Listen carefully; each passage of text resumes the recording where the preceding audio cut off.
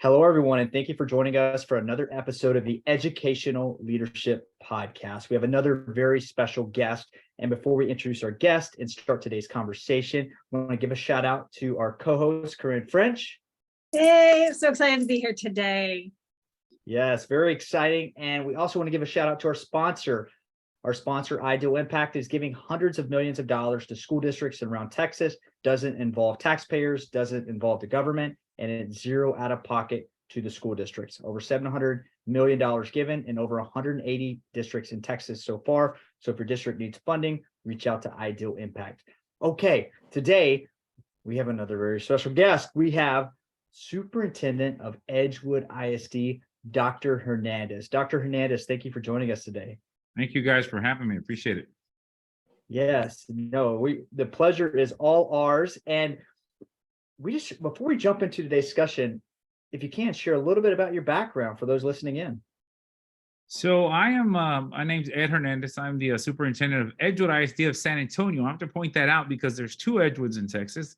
There's the one in East Texas, and then there's the one in San Antonio. So nothing against my buddies up in Edgewood, East Texas. I actually live near there. But this is San Antonio. So I'm in my 24th year of service in the field. I started many, many moons ago as a bilingual and high school math teacher in Dallas ISD. Spent about 11 years there and have, moved up that trajectory in terms of being in central office, supervising schools, academics. And this is my first superintendency. I'm in my 5th year here in San Antonio. We're on the near west side of San Antonio. We serve about close to 9,000 kids here in our school district. We're one of 17 districts here. But we in our 5th year have worked very hard alongside what we call our team of 8, the 7 board trustees and the superintendent, at really just bringing a platform where students are able to access the schools that are very particular or germane, if you will, to whatever their career interest is or a particular schooling type that they want to see for their family. And so that's what we've been doing. That's what I've done in the 24 years of my work, is just bring innovative platforms to schools as a principal and as a supervisor of schools. And I get up every day and I'm still happy to come to work. So I'm enjoying it. Awesome. Sounds very exciting. Corinne, you have a question you're about to ask. do. Well, yeah. So I thank you first for your service. 24 years in public education is such an honor. So thank you for that. But I'm wondering, when you were that bilingual math teacher, did you say math? Did you know then that you wanted to be a superintendent? No, not then, but it's funny how life works. I knew probably when I became a principal, but we all have those childhood memories that you thought didn't mean anything, that you remember. Well, maybe I'm the only geek who does, but I remember being a little kid in 2nd or 3rd grade in Dallas. And I met that superintendent. His name is Linus Wright. In fact, that the central office building in Dallas is named after him. I met him as a little kid, and I was in such awe of this man who walked in with people running around him. I didn't know what that meant. I just knew that he was a big deal. And I knew I wanted to be a big deal. And so all I had heard in my family, I'm a first generation kid born here in Dallas. I was born in Dallas, went through public schools. I wanted to do something that would honor what I was always told. In this country, we get an education. We want more, then we work for it. And so that was the earliest memory I have of it. And then now, because of mentorships through some of the greatest superintendents we've had in the state, I knew when I became a principal, which was about 21 years ago, that I wanted to be a superintendent. And that's what I've been working for. And finding mentorship, that's such an important thing in this world. It is. I'm thinking of any role that I have or that I'm trying to get to, the importance of mentorship. Did you seek that out, or do you feel like someone noticed you and kind of tapped you and said, okay, because you said it was inside, you had that inside for sure, but how did someone find that or tap into that with you, or did they challenge you in that or tell you, okay, it's time? Can you talk a little bit about that in regards to mentorship? I sought it out, and I'll tell you exactly where I learned that. I grew up in the church pews of our Baptist church. I'm a Baptist kid. I was brought up in the church. I as early as I can remember, I was in the church pews. And we were always taught that humility starts with seeking out those that are wiser than us. That was so ingrained and so baked into my thinking that as I grew up, I always looked for people who I perceived when I was younger were smarter or just larger than life out because I wanted to do better. And then as I grew up, the reinforcement of knowing that as long as I had a mindset that I always wanted to learn more and sought people out, I learned by watching other people that people respect that quality.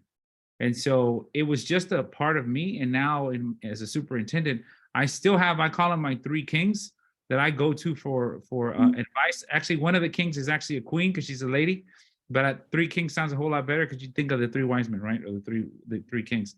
And so I seek the mentorship because where my earthly intelligence ends, there's a higher calling.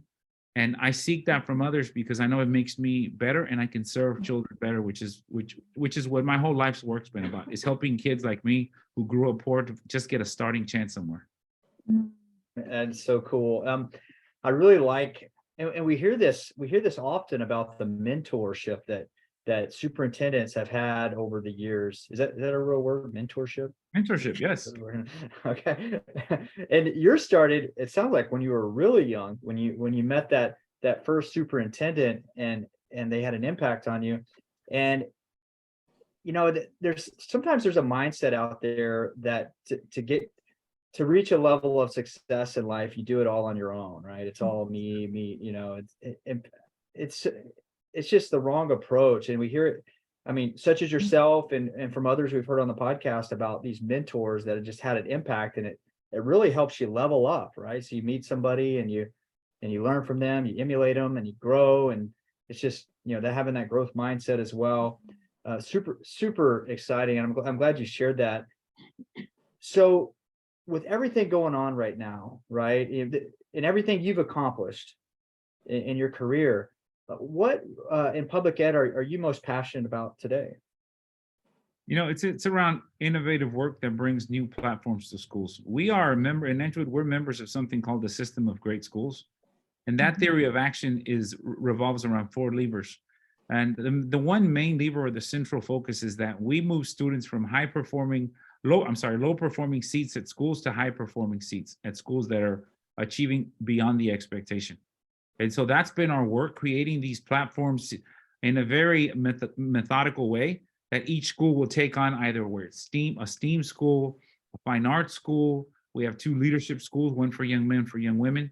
That as we do that, we educate parents to understand how to broker the system, to understand that gone are the days where I go to the school that's down the street from my house.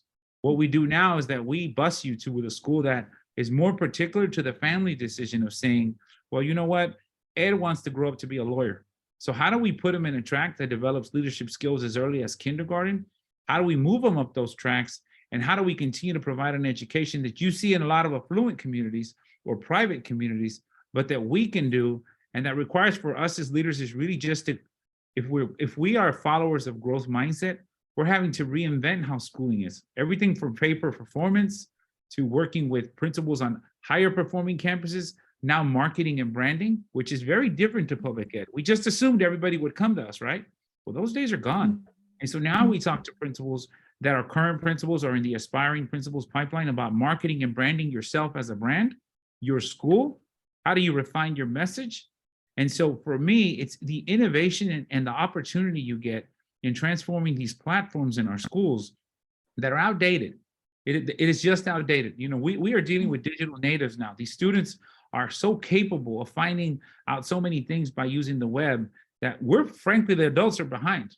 And so let's create these platforms where kids can get workforce readiness skills, industry credentials, that they can walk out of our high schools and say, I have this credential that entitles me and that industry recognizes me and now gives me a working livable wage, which is a big thing for my community, the context here, but quite frankly, in any community in the state of Texas, because not every kid's going to college and not every kid needs to go to college.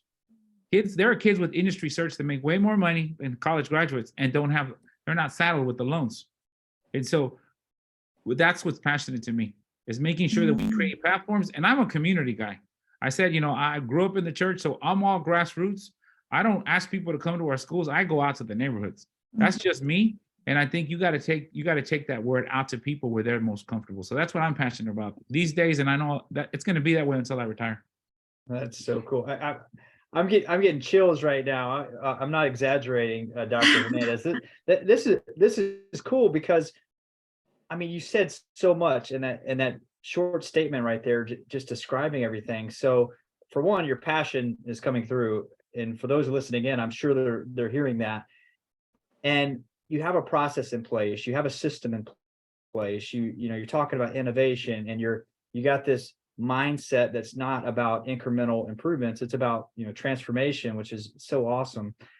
And so with all of this you got going on, all this in your district and the platforms you're describing, how do you, I imagine, and I'm just, how do you, it's got to be tough to because let me figure out how to ask this question. How do you keep a level of humility to be open to other ideas when you're already doing so many great things? I mean, how does that work? It's kind of a outside the box question. You know what I've learned over the years, when I wanted to be a superintendent, I learned from one of my mentors that I had to really define what my core values were. Not the ones you just sort of regurgitate sometimes because somebody asked you, but the core values you take with you. And I'll give you a real living example. Every morning, most people who know me know I get up at 4 a.m. to walk. I have to do that because that's how I keep myself sane, if you will, life balance. But when I walk my neighborhood at 4 in the morning, the only thing I hear are me and the critters running around. And so it's that time in the morning where I really go back to what I'm all about. What's my core?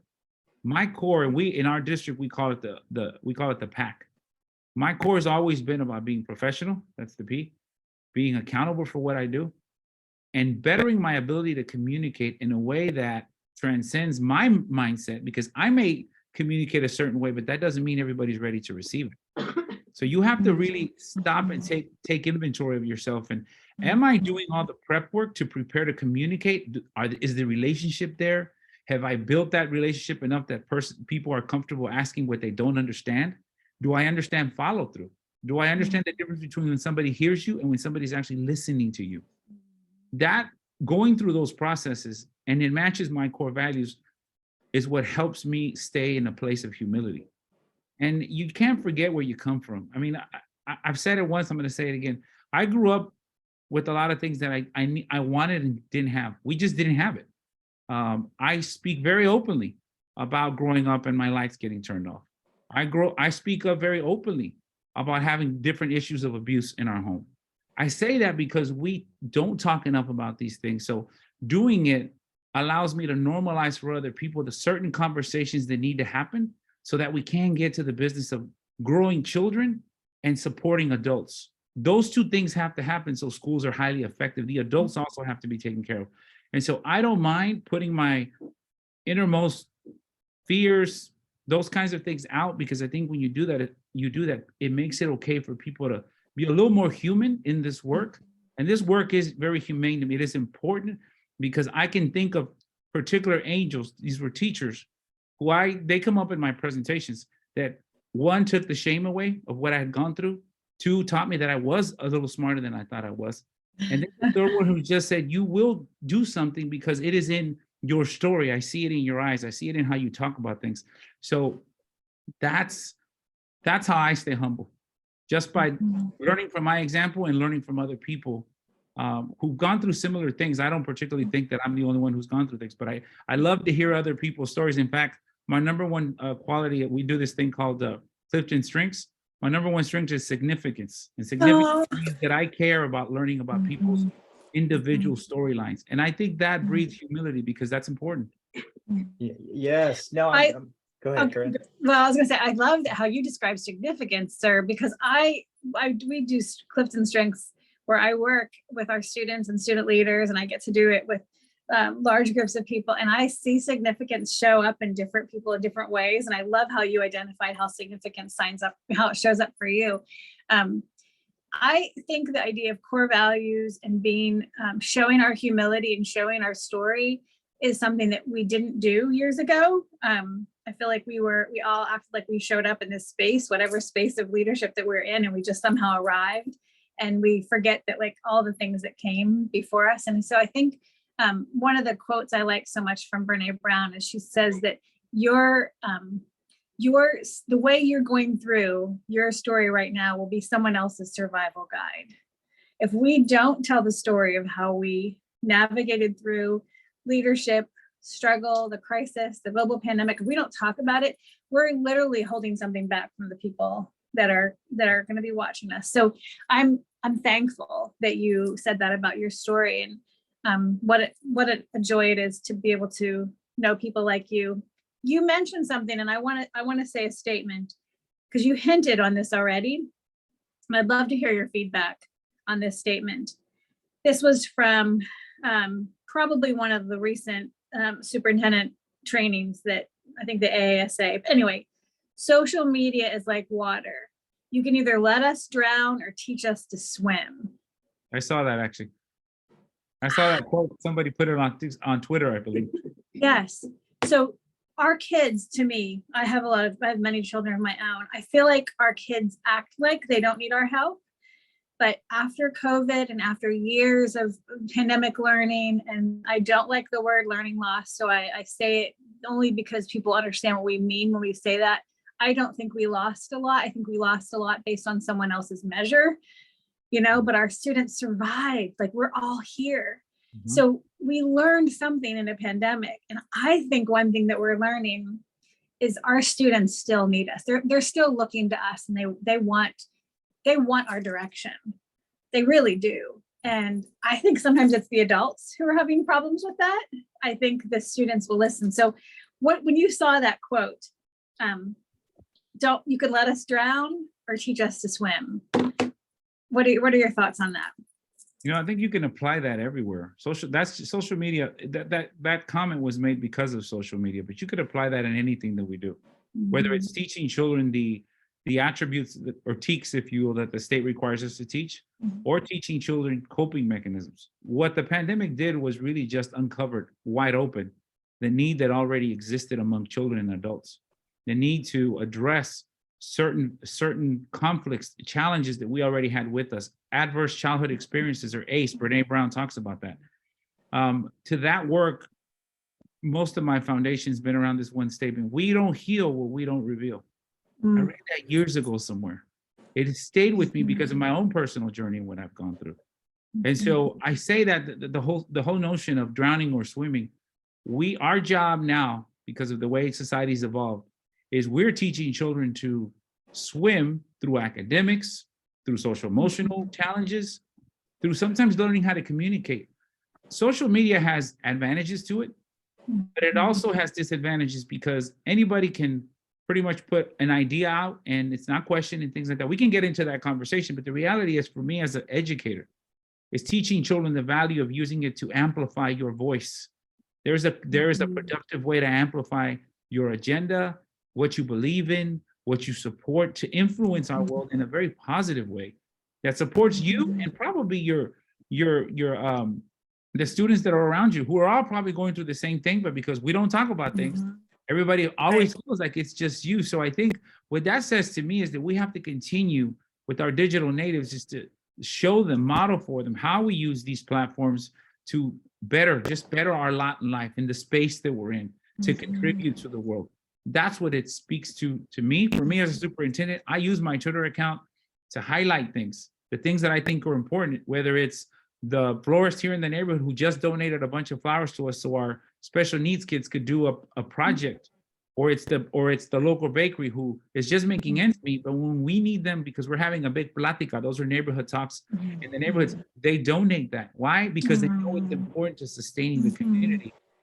That's the power of learning, teaching people how to swim, if you will, or drown in everything that gets thrown at you in this world. And I think that's a privilege that we can do that as educators. Yeah. I'll say one more thing. Sorry, Gary. It is the privilege. It's the privilege of a lifetime to be able to use our voice in a way to bring life. And you said drowning, like you can drown in the negative things that you see on the news. And it is refreshing to follow superintendents. It actually really is, because that's the kind of stuff that y'all share, And so thank you for saying that. Thank you. And I'll put a plug in for myself. I'm at Dr. H on the Edge on Twitter. So okay, I'm going to follow you right now. Okay. Awesome. No, I really like this, and I like the analogy of learning to swim or drowning, and it definitely applies with the COVID situation because some people will say, well, we went backwards a little bit, but it just depends on what you're measuring, right? So we we learned to swim, right? So we got thrown in the water, and we see some of the other things coming up. Social media is here, but we saw it coming up, and it's going to be constantly evolving, and we have artificial intelligence and all kinds of things that are happening right now. But we see those things coming, and how we adapt to that. Like, we can prepare for it, or we're going to be forced to prepare for it. So yeah, all of that makes perfect sense. I know we're running short on time here, and I typically have a podcast challenge question. So I'll Okay. hold that till later. But Corinne, you want to ask the question before that one? I do. I would love to know what you're reading. What kind of books would you recommend to our listeners? We have lots of superintendents, lots of board trustees. What's a good book or two, or a resource you'd like to share with us and our listeners? So right now I'm listening to, because like I said, I walk in the mornings. I'm listening to a book called Courage is Calling. It's by Ryan Holiday. And the whole book is built around different situations that we probably all have heard, because whether it's history, folklore, or just different examples in the world of people who learned that to be courageous does not mean that you weren't fearful. It just means that you took different methods to take control of your fear. And in spite of that, you still did remarkable things, whether it's in the context of a company CEO or a general in a war, or even other contexts across the world that we may not hear because they're so Western oriented, that we may not hear of people who have come from very ordinary places and have really just changed their lot in life, but really have left such an indelible mark in the culture that they've been in, that speaks to just having the courage to lead and being vulnerable. I'm a big Brene Brown fan too. So anything that I read, I try to attach to those learnings. It talks about shame and what shame does to us. You still got to get through shame to be courageous, right?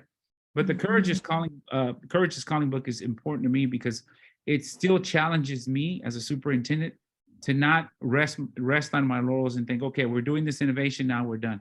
No, my mind's moving. I mean, what's the next thing we need to tackle? And how do we do that? Am I prepared to lead it? Do I have the right people in the right place so that I can support them? Am I ready to support their ideas? And remembering that it doesn't matter whose idea it is. What matters is that the children and the adults benefit from those outcomes. So that's what I'm reading right now. I mean, I've got a bunch of books. I've read the 5 a.m. Club because, I mean, I get up at 4, but I'm reading the 5 a.m. Club because it's got such powerful questions about just life in general, because I'm always looking for life balance. I'm a man first. I'm a dad too. I'm a son. I'm a brother. I'm an uncle. And I don't want to lose those roles. So I'm trying to always keep that life balance as best as I can. I don't always do well, but I'm trying, right? That's the best I can do. I love it. Thank you. Oh my God, I've just downloaded or put on my wish list both of those books. Thank you. Good. Yes. All right, Gary will have our final question, but we want more time with you. So hopefully you can come back. We're thinking of doing some kind of a digital conference or some kind of a mastermind thing. So hopefully you can come back. I feel like each one of our guests has a passion that just comes out, it bubbles out. Our questions have been, hopefully our audience knows that we're trying to be authentic and create a natural conversation. And each one has something that bubbles up that we want more of. And I know our listeners do too. So Gary will have the final question. Yeah, and I just want to say this interview's been really, I mean, I don't even know the word. It's very, very impressed with what your district is doing and what you're doing. And I appreciate you sharing. I know y'all have had from what you have going on right now, you've had success. You're going to continue to have success at your district. And I appreciate you sharing what keeps you grounded, what keeps you humble, because it's so easy for somebody or some organization to be really successful and then they lose focus. And I appreciate you sharing, what keeps you grounded there.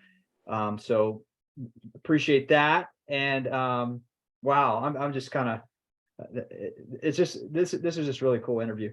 Okay, so we'll jump. I'll get back on track here for So they say, there's a quote out there, or somebody, I heard it somewhere, you're the average of the 5 people you surround yourself with most, right? Okay. And we would love to hear if you know of someone that may want to come on here and share their story like you did today, that is in public education and really making a difference, such as yourself and your district. So, you might have already had this guy, but I am still very in awe of him, just because I call him the GOAT, just because I think the work that he's done.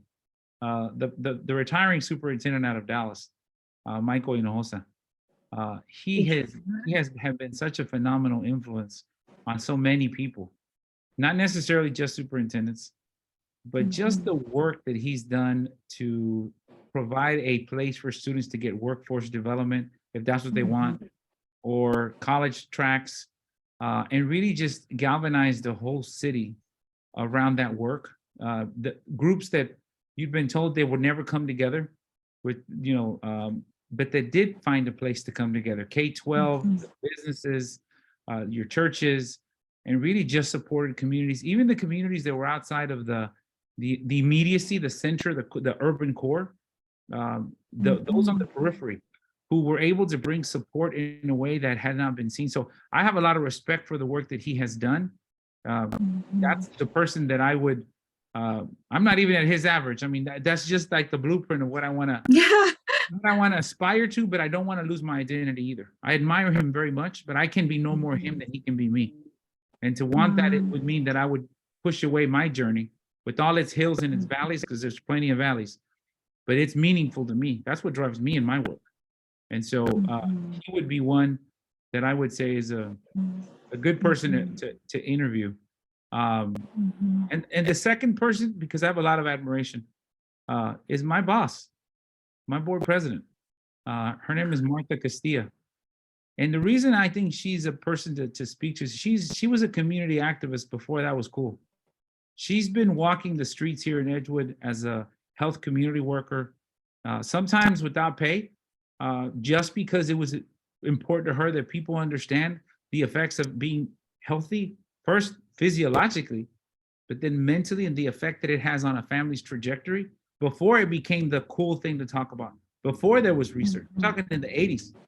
And so I have a lot of admiration for people that will do that, because they see a space that maybe doesn't have a definition today, but that she sees the outcomes of not putting a light on that. So she would be the other person in my everyday context, because I don't see Michael anymore as much, but I see her in my everyday context, and I have a lot of admiration for the work that she does. Oh, thank you. That would be like, Gary, the GOAT. That would be that. If we got to have Dr. Hinojosa, oh my gosh, on our podcast, and we definitely reach out to him and let him know that you mentioned him. And then your board president. I love that you said your boss. As a trustee, I was a trustee for many years, and it is our one, as a trustee, as a board, we have one employee, and it's a superintendent. And for you to say that you have her as a boss, and you mentioned your team of 8 earlier, I can just imagine and know the power of what y'all are doing. And it shines bright through this conversation today. And we just are thankful for you. So thank you for your time today. Thank you. I appreciate this platform. Yes, thank you so much. I feel like if anybody's listening in right now, you may want to just rewind and go back and listen to it again, because we covered so much today. There's so much packed in here, from innovation to developing systems for your district, to having different specializations in your district related to the strengths of your children, to the passion behind it, to staying grounded, to mentors, to it's just so much was covered today. So Dr. Hernandez, I just really appreciate you being on the podcast today. And Corinne, thank you for being an amazing co-host as usual. And before we close out, we want to give a shout out one more time to our sponsor, Ideal Impact, who's giving hundreds of millions of dollars in funding to schools around the great state of Texas, over 700 million, over 180 districts in Texas. So if your district needs funding and you don't want to wait on the government and you want a recurring revenue stream every year for zero out of pocket, reach out to Ideal Impact. And for those of you all that have been tuning in, stay tuned for future episodes of the Educational Leadership Podcast.